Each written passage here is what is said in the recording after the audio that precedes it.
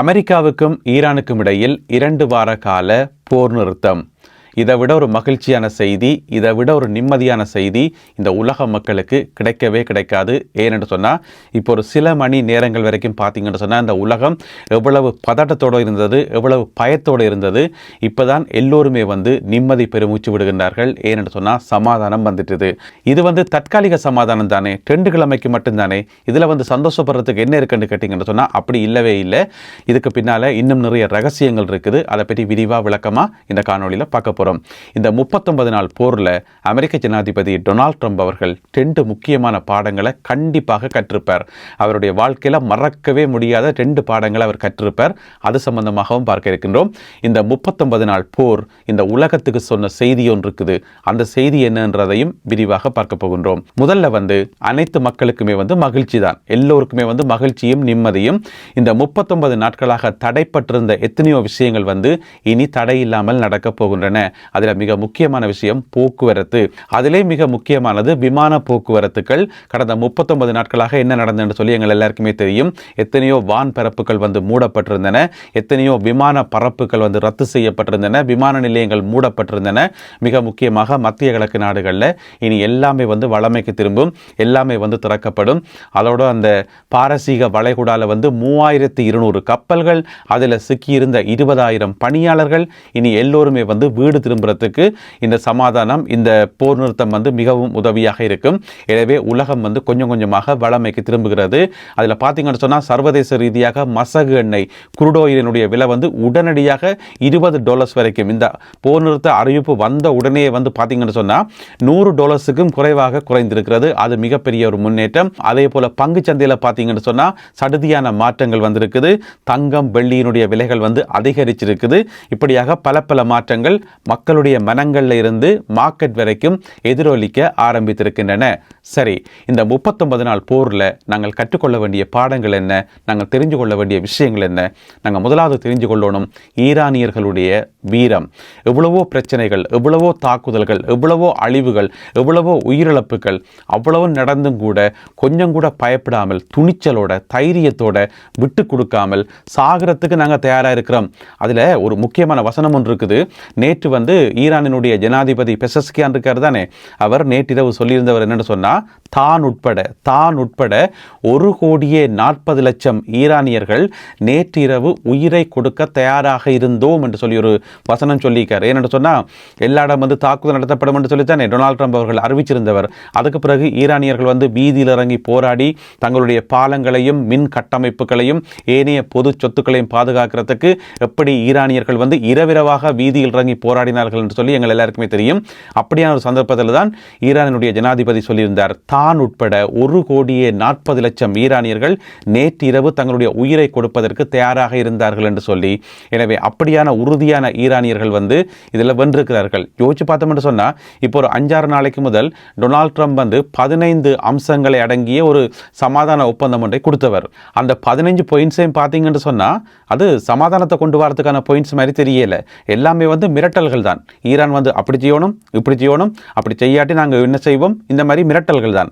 எனவே உடனடியாக ஈரான் என்ன செய்தது, அதை தூக்கி குப்பையில் போட்டது. அதெல்லாம் நாங்கள் ஏற்றுக்கொள்ள முடியாது, உங்களோட மிரட்டல்களுக்கு நாங்கள் அடிபணிய முடியாதுன்னு சொல்லி ஈரான் அதை மறுத்திருந்தது. இந்த ஹோமோஸ் நீரணையை திறக்கிறதுக்காக எத்தனையோ நிபந்தனைகளை திரும்ப திரும்ப விதம் விதமாக டிசைனாக டொனால்ட் ட்ரம்ப் அவர்கள் சொல்லி பார்த்தார். எத்தனையோ டோன்களில் எத்தனையோ விதமாலாம் சொல்லி பார்த்தார். எதுக்குமே ஈரான் அசையவே இல்லை, எதுக்குமே மசிஞ்சு கொடுக்கவே இல்லை. அதனுடைய ஒரு உச்சக்கட்டமாக தான் நேற்று காலமாக சொன்னது. அதுக்கு முதல் பார்த்தீங்கன்னு சொன்னால் ஞாயிற்றுக்கிழமை காலமே ஈஸ்டர் பெருநாளில் காலங்காத்தாலேயே கோவமாக கெட்ட வார்த்தையிலெல்லாம் திட்டி டொனால்ட் ட்ரம்ப் அறிக்கை விட்டிருந்தவர். அதுக்கு காரணம் அவ்வளோ ஃப்ரஸ்ட்ரேஷன். ஏன்னு சொன்னால் ஹோமோஸ் நீரணையை திறக்கவே முடியலை. அதுக்கு பிறகுதான் ஈரானிய நாகரிகத்தையே அழிப்பேன் என்று சொல்லி இருக்கிறதுலேயே நான் நினைக்கிறேன் இதுதான் அந்த உச்சக்கட்ட மிரட்டலாக இருக்கும் என்று சொல்லி அதை விடுத்தும் கூட ஈரானியர்கள் அசைஞ்சே கொடுக்காமல் இத்தனை லட்சக்கணக்கான ஈரானியர்கள் வீதியில் இறங்கி போராட்டத்தில் ஈடுபட்டதால் கடைசியில் அமெரிக்கா பணிஞ்சு வந்து தான் சொல்லணும். ஏன் சொல்லுங்க பாப்போம். இப்போ வந்து ஈரான் கொடுத்த அந்த 10 அம்ச கோரிக்கை இருக்குத்தானே, அதாவது இந்த பேச்சுவார்த்தைக்கு வந்து ஈரானால் முன்வைக்கப்பட்ட அந்த கோரிக்கையை தான் இப்போ அமெரிக்கா ஏற்றிருக்கே தவிர அதை ஏற்றுக்கொண்டு அதை பற்றி பேசி முடிவெடுப்போம் என்று தான் அமெரிக்கா இறங்கி வந்திருக்கே தவிர அமெரிக்காவினுடைய அந்த 15 பாயிண்ட்ஸ் வந்து குப்பையில போட்டாச்சு. எனவே இதில் வெற்றி பெற்றதாருன்னு கேட்டீங்கன்னு சொன்னா கண்டிப்பாக ஈரான் தான். அதாவது இனி ஈரான் சொன்னதான் சட்டம், ஈரான் சொல்றதான் நடக்கும். ஹோர்முஸ் நீரிணை வந்து இனி திறக்கப்பட போது, ஆனால் ஈரானினுடைய நிபந்தனையின் கீழே தான் அது திறக்கப்படும். அதாவது அதால வந்து எல்லா கப்பல்களும் போகலாம் வரலாம், ஒரு பிரச்சனையுமே இல்லை. ஆனால் அங்க இருக்கக்கூடிய ஈரானிய இராணுவத்தோட இஸ்லாமிய புரட்சிகர காவல் படையோட தொடர்பு கொள்ளணும். அவர்களுடைய சம்மதத்தோட அவர்களுடைய அனுமதியோடு தான் கப்பல்கள் போக முடியும். இதெல்லாம் பேச்சுவார்த்தையினுடைய முக்கியமான நிபந்தனைகள். அதுக்கு பிறகு இன்னும் சாதகமான விஷயங்கள் நிறையவே இருக்குது. ஈரான் மீதான தடைகள் வந்து நீக்கப்படணும். இந்த மாதிரி கணக்க விஷயங்கள் இருக்குது. எனவே இதில் வெற்றி பெற்றதாருன்னு பார்த்தீங்கன்னு சொன்னால் ஈரான் தான். இப்போ எங்களுக்கு முன்னால் ஒரு கேள்வி ஒன்று இருக்கும். அது சரி, இது வந்து 2 கிழமை பேச்சுவார்த்தை தானே, தற்காலிகமானது தானே, இதுக்கு பிறகு திருப்பி சண்டை வருமா, திருப்பி அமெரிக்கா தாக்குமான்னு கேட்டீங்கன்னு சொன்னால் அதற்கான வாய்ப்பு இல்லவே இல்லை என்றதான் இங்கே இருக்கக்கூடிய விஷயம். ஏன்னு சொன்னால் இன்னொரு யுத்தத்துக்குள்ள குதிக்கிறதுக்கு டொனால்ட் ட்ரம்ப் அவர்கள் விரும்ப மாட்டார். தன்னுடைய படையை வந்து தாக்குதலில் ஈடுபட வைக்கிறதுக்கு அவர் விரும்ப மாட்டார்.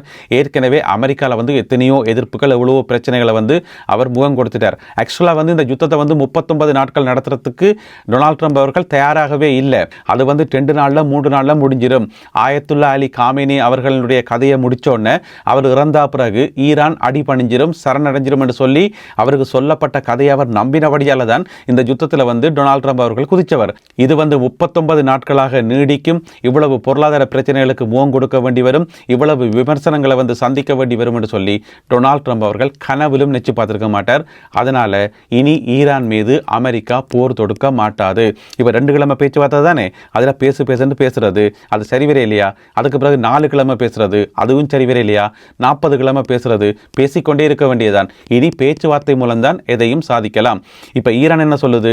நாங்கள் எதற்கும் தயாராக இருக்கின்றோம், ஆனால் வாங்க பேசுங்க, முதல்ல மனுஷராக மதியுங்க, மதித்து ஒண்டா வடிவாக சமமாக நடத்தி பேச்சுவார்த்தை நடத்தினீங்கன்னு சொன்னால் ஓகே. இப்போ கடந்த 39 நாட்களாக எத்தனையோ விரட்டியும் திறக்காத ஹோர்முஸ் நீரிணை ஒரே ஒரு சமாதானத்தின் மூலம் இப்போ திறந்துட்டு தானே. இப்போ சொல்லுங்க, ஈரான் சொன்னது நடந்திருக்கா, அமெரிக்கா சொன்னது நடந்திருக்கா? இப்போ எங்களுக்கு இன்னும் ஒரு கேள்வியும் பெறும். இந்த 2 கிழமை சமாதானத்தை பயன்படுத்தி அமெரிக்கா வந்து இன்னும் நிறைய படைகளை குவிச்சு இன்னும் நிறைய இடங்களை வந்து வேவு பார்த்து திருப்பி தாக்குதல்களை வந்து தீவிரப்படுத்துமான்னு கேட்டீங்கன்னு சொன்னால் வாய்ப்பே இல்லை. ஏன்னு சொன்னால் இந்த 2 கிழமை காலப்பகுதியில் அமெரிக்க படைகள் என்ன விதமான தயார்படுத்தல்கள் செய்கிறார்களோ இல்லையோ, ஈரான் அதை விட பயங்கரமான தயார்படுத்தல்களை அவர்கள் செய்வார்கள். ஞாயிற்றுக்கிழமை வந்து வெள்ளை மாளிகையில் அந்த ஈஸ்டர் தின நிகழ்ச்சி ஒன்று நடந்தது. அதில் வந்து கதைக்கும் போது பத்திரிகையாளரோட கதைக்குள்ள ஒரு வசனம் சொன்னவர், ஈரானியர்கள் வந்து நாங்கள் நிற்கிற மாதிரி இல்லை, ஒவ்வொரு இடத்தையும் வந்து அழிக்கப்படுற ஒவ்வொரு இடத்தையும் வந்து மிக வேகமாக அவர்கள் புனரமைக்கின்றார்கள், அந்த இழப்பை வந்து மிக வேகமாக ஈடுகட்டுகின்றார்கள், மிக வேகமாக தங்களை தயார்படுத்திக் கொள்கிறார்கள் என்று சொல்லி டொனால்ட் ட்ரம்ப் அவர்கள் தன்னுடைய வாயாலேயே சொல்லியிருந்தவர். எனவே இந்த 2 கிழமை டைம்ன்றது ஈரானியர்களுக்கு நல்ல வடிவாக காணும். இந்த இழந்த விஷயங்களை வந்து சரி செய்யறதுக்கு, திருப்பி புதுசாக ஏவுகணைகளை உற்பத்தி செய்யறதுக்கு, படையை வந்து இன்னும் பலப்படுத்துறதுக்கு. எனவே அமெரிக்க தரப்பில் வந்து படைகள் பலப்படுத்தப்படும் என்று சொன்னால் ஈரானிய தரப்பிலும் படைகள் பலப்படுத்தப்படும். ரெண்டுமே வந்து ஒன்று கொண்டு குறைஞ்சதில்லை. எனவே திரும்ப ஒரு மோதல் வாரத்துக்கு வாய்ப்பு இல்லவே இல்லை என்று சொல்லலாம். பேச்சுவார்த்தைகள் வந்து தொடர்ந்து நடந்து கொண்டே இருக்கும். இந்த 39 நாள் போரில் வந்து அமெரிக்க ஜனாதிபதி டொனால்ட் ட்ரம்ப் அவர்கள் 2 பாடங்கள் படிச்சிருப்பாருன்னு சொல்லி சொன்னது தானே. அந்த 2 பாடங்களில் முதலாவது பாடம், ஈரானோட இனி சண்டைக்கு போறேல, இனி எந்த காரணம் கொண்டும் சண்டைக்கு போறேல. ஈரான் வந்து பெரிய ஒரு முக்கியமான நாடு, பலமான நாடுன்றது இப்போ டொனால்ட் ட்ரம்ப் அவர்களுக்கு நல்ல வடிவாக விளங்கி இருக்கும். அவர் படித்த 2வது பாடம் என்ன தெரியுமா? இஸ்ரேலிய பிரதமர் பெஞ்சமின் நெத்தன்யாகு அவர்களுடைய கதையை வந்து இனி ஜென்மத்தில் நான் கேட்க மாட்டேன், அவர் சொல்கிற கதையை கேட்கவே மாட்டேன். அமெரிக்காவினுடைய புலனாய்வு அமைப்புகள் என்ன சொல்லுதோ, CIA என்ன சொல்லுதோ, ஏனைய புலனாய்வு அமைப்புகள் என்ன சொல்லுதோ அதைத்தான் நான் கேட்பேன். பெஞ்சமின் நெத்தன்யாகு சொல்கிற கதையை நீ கேட்கவே மாட்டேன்னு சொல்லி நல்ல ஒரு முடிவு ஒன்று எடுத்திருப்பார் அமெரிக்க ஜனாதிபதி டொனால்ட் ட்ரம்ப் அவர்கள். இதுதான் இந்த 39 நாட்களில் அவர் படித்த தரமான பாடம். எனவே இந்த சமாதானம் வந்தது நல்ல விஷயம், வரவேற்கப்பட வேண்டிய விஷயம். அதே போல இந்த உலகம் வந்து வளமைக்கு திரும்பி கொண்டிருக்கிறது, அதை விட மகிழ்ச்சியான விஷயம். இந்த சமாதான பேச்சுவார்த்தைகள் தொடர்பான மேலதிக தகவல்கள் கிடைக்கின்ற போது அவற்றையெல்லாம் தொகுத்துக்கொண்டு இன்னும் ஒரு காணொலியில் உங்களை நான் சந்திக்கின்றேன். அதுவரை நன்றி, வணக்கம்.